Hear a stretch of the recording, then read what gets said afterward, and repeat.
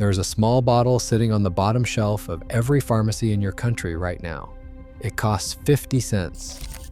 You add 8 drops to a gallon of dirty water, wait 30 minutes, and the water comes out cleaner than what flows from most city taps. It kills E. coli. It kills cholera. It kills typhoid, salmonella, and dysentery on contact. The World Health Organization recommends it. The Centers for Disease Control endorses it. The EPA has relied on it as the backbone of American water treatment for over a century. In 1908, a physician named John Leal added this exact chemical to the Jersey City water supply, and typhoid fever rates collapsed almost overnight. The CDC called water chlorination one of the 10 greatest public health achievements of the entire 20th century. One bottle of this substance, costing less than $1, can purify over 1,000 gallons of drinking water. Then a $350 billion bottled water industry decided you should never do the math. They did not bury this knowledge because it failed. They buried it because it worked too well for 50 cents. This is the story of ordinary household bleach, the single most proven water purifier in human history, and how an entire industry of bottled water, filtered pitchers, and UV pens was built on making you forget what your pharmacy already sells. Welcome to the camping vault. This is where we crack open the vaults that massive industries lock shut. If these vaults matter to you, hit subscribe and ring the bell so you never miss one we open. The year is 1897 in the town of Maidstone, Kent, in southeastern England. A typhoid fever outbreak is tearing through the population. People are dying from the water they drink every day. A local health official makes a decision that will change the course of public health forever. He takes a solution of bleach, sodium hypochlorite dissolved in water, and feeds it directly into the town's water main. Within days, the outbreak slows. Within weeks, it stops. The citizens of Maidstone do not know they are drinking bleach. They only know the dying has stopped. This is the first recorded use of chlorination to disinfect an entire community water supply. No filter, no boiling, no expensive apparatus. A solution of bleach fed into a pipe. 8 years later, in 1905, the city of Lincoln, England, faces its own typhoid crisis caused by a contaminated slow sand filter. Alexander Cruikshank Houston, a bacteriologist, applies chlorinated lime to the water supply and stops the epidemic cold. The method works again. Then, in 1908, the story crosses the Atlantic and changes the world.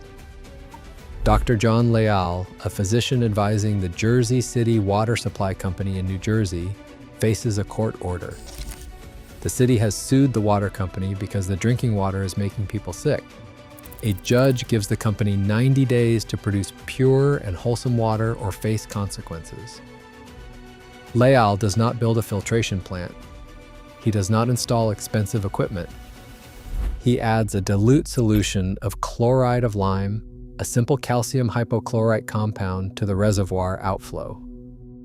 On September 26, 1908, chlorinated water flows to Jersey City homes for the first time on a permanent basis. The typhoid fever rate plummets. Within a decade, over 1,000 cities across the United States adopt the same method. The CDC would later declare water chlorination one of the 10 greatest public health achievements of the 20th century, crediting it with the near total elimination of waterborne disease in the developed world. The chemistry behind it is elegant and devastating in its simplicity. Sodium hypochlorite, the active ingredient in common household bleach, dissolves in water to form hypochlorous acid. This acid is one of the most powerful oxidizing agents found outside a laboratory. It penetrates the cell walls of bacteria, disrupts their enzyme systems, destroys their ability to reproduce, and kills them. It works against viruses, fungi, algae, and parasitic organisms. It works in minutes. And it keeps working after the initial treatment, leaving a residual level of free chlorine in the water that prevents recontamination during storage and transport. No other purification method provides this residual protection. Boiling kills pathogens but offers zero protection once the water cools. Filters remove organisms, but the water can be recontaminated the moment it leaves the filter. UV light sterilizes but leaves no lasting disinfection. Only chlorine continues to protect the water long after treatment. EPA confirms this. WHO confirms this. Every municipal water plant in the United States confirms this every single day.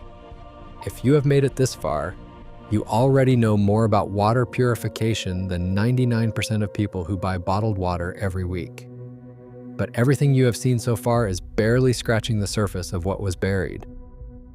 I collected every technique, every proven study, and every method that the industry hid from you, all of it inside the complete campaign vault package. Water purification methods that cost almost nothing. Ancient fire techniques the military relied on in 2 world wars. Emergency shelters that outperform commercial tents in field conditions. Heating methods that use no electricity. Food preservation that works for years without power. Over 10 complete guides, all in one place with no fluff. The link is sitting right inside the description.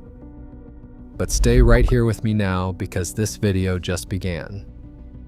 So if household bleach purifies water better than most commercial products, is endorsed by every major health organization on Earth, and costs 50 cents a bottle, why does nobody teach this? The global bottled water market generated over $350 billion in 2024.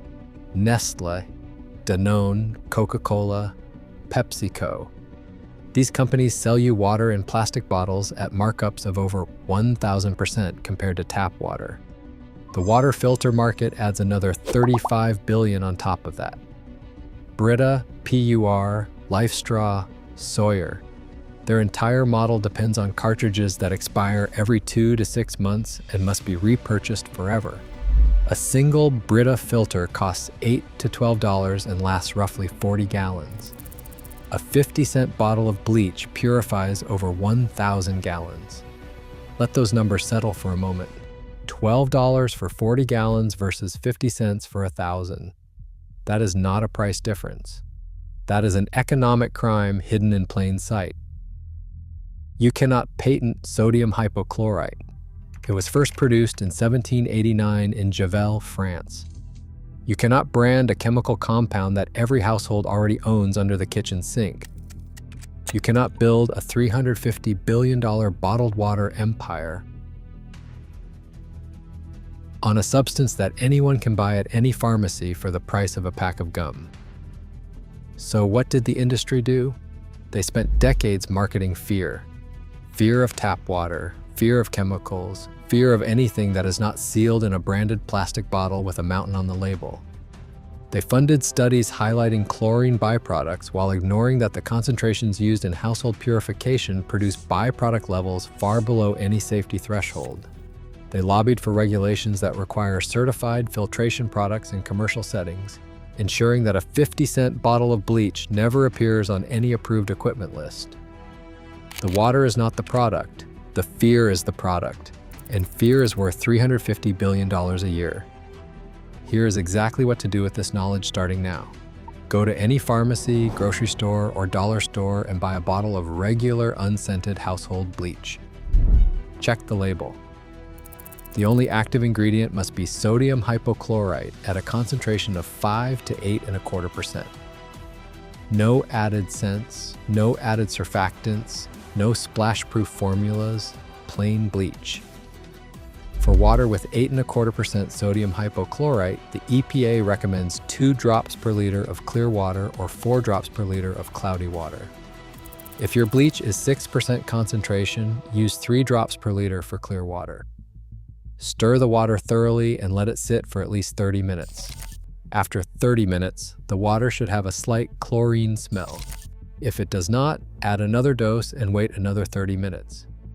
That chlorine smell means free chlorine is still active in the water, which means every pathogen has been destroyed and the water is protected against recontamination.